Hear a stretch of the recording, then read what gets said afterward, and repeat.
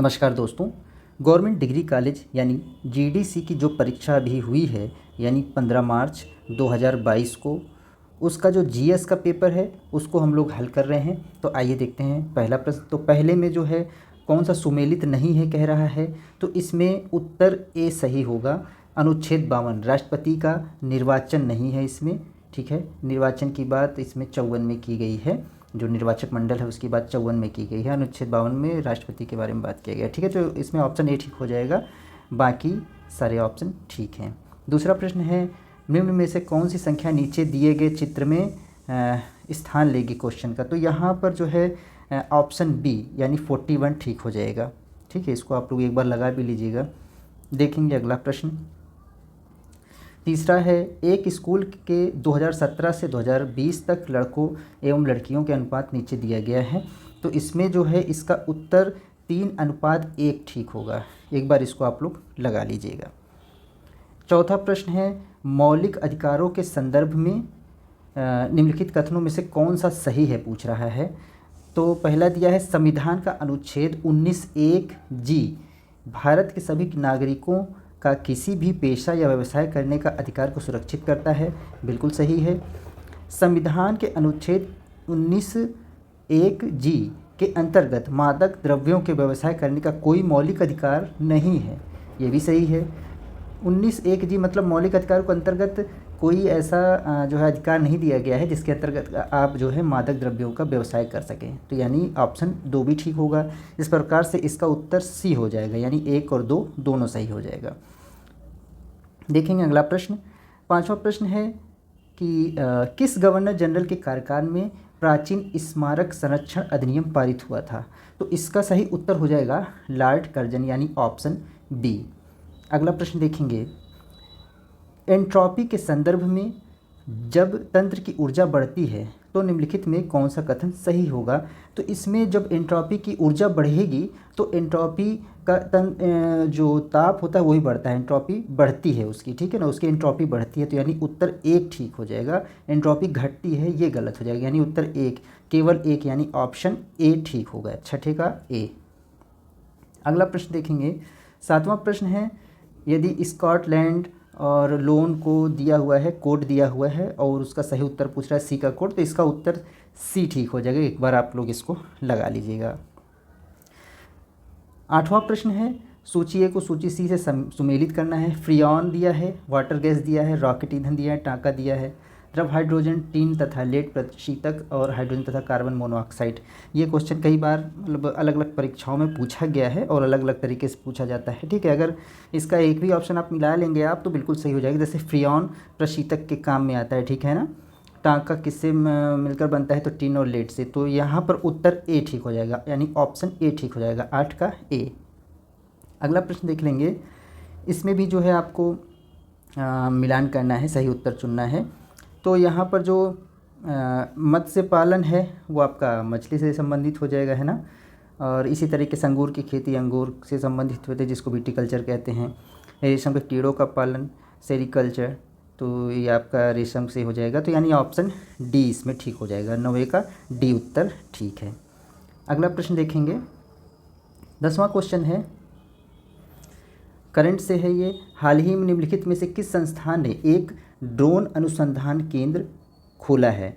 तो इसमें जो है अभी हाल ही में, सबसे पहले तो ये गुवाहाटी में सबसे पहला खोला गया था। अभी हाल ही की बात करें तो आईआईटी रुड़की में जो है इसका केंद्र खोला गया है ड्रोन अनुसंधान का। तो यहाँ ऑप्शन बी ठीक हो जाएगा।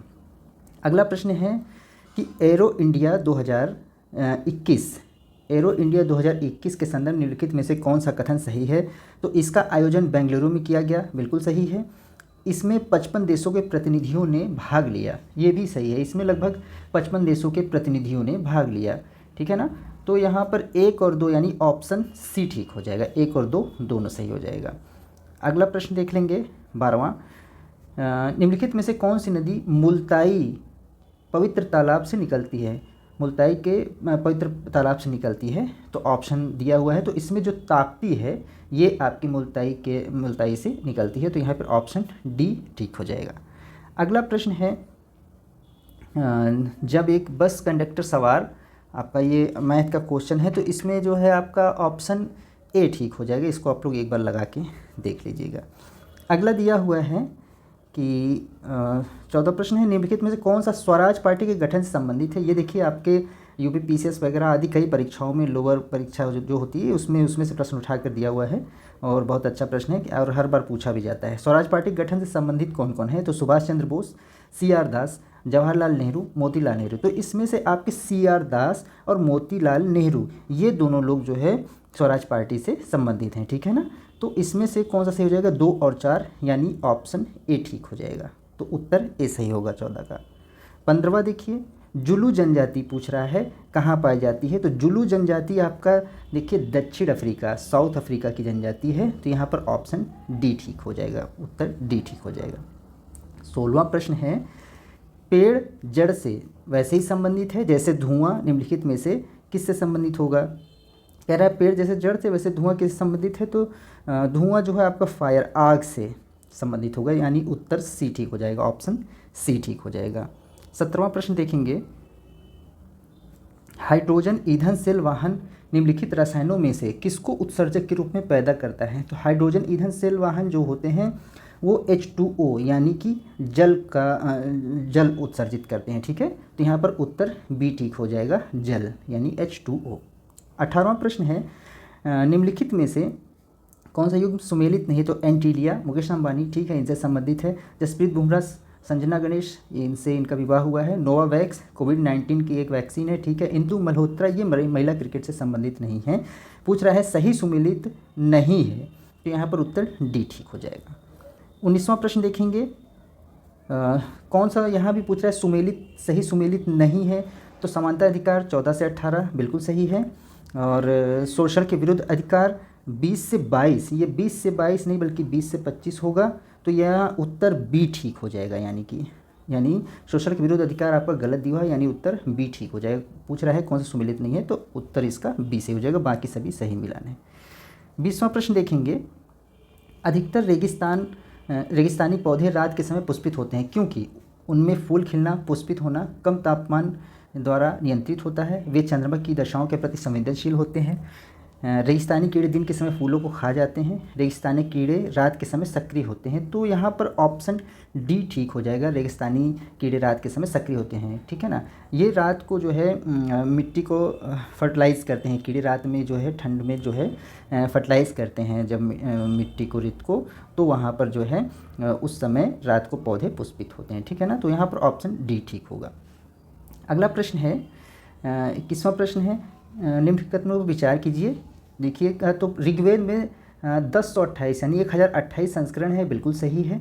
ऋग्वेद को अष्टक भी कहा जाता है, ये भी सही, यानी 1 और 2 दोनों सही है। पूछ रहा है कौन सा सही उत्तर चुनना है, तो केवल 1, 2 यानी उत्तर सी ठीक हो जाएगा। 1 और 2 दोनों सही है, उत्तर सी ठीक हो जाएगा। देखेंगे अगला प्रश्न 22वां दिया है कि सही सुमेलित नहीं है, तो दिया है बैलाडीला। तो ये जो बैलाडीला है पहला ही उत्तर देखिए यहाँ पर सही सुमेलित नहीं है। बैलाडीला आपका छत्तीसगढ़ में है, छत्तीसगढ़ में, तो यहाँ पर ए ऑप्शन ठीक हो जाएगा और बाकी उत्तर सही हैं। तो यानी 22 का ए उत्तर, बैलाडीला आपका छत्तीसगढ़ में है। 23वां प्रश्न है, निम्नलिखित में से कौन सा देश क्वाड समूह का हिस्सा नहीं है। देखिए हर बार जो है जो वैश्विक स्तर पर जो समूह हैं वो पूछे जाते हैं, इस बार क्वाड पूछा है। तो क्वाड का कह रहा है हिस्सा नहीं है, तो क्वाड में 4 देश हैं आपके, USA यानी अमेरिका, इंडिया, ठीक है, जापान और ऑस्ट्रेलिया।